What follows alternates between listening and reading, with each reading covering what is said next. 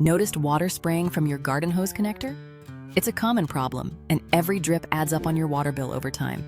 Fixing it quickly saves water and keeps your garden running smoothly. Start by turning off the tap and unscrewing the leaking connector from the hose. Take a close look inside for the rubber washer. If it's cracked, hardened, or missing, that's usually the cause of the leak.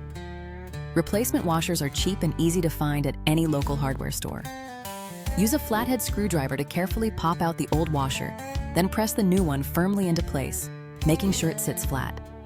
Screw the connector back onto the hose and hand tighten it only. Avoid using pliers as over-tightening can crack the plastic fittings. Turn the tap back on and check for leaks. If water still escapes, inspect the hose end for splits or misshaping. If needed, trim it back with sharp scissors to ensure a snug fit.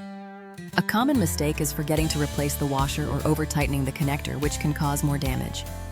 With this simple repair, you'll save water, avoid soggy shoes, and keep every drop where it belongs. A quick fix that makes your hose good as new.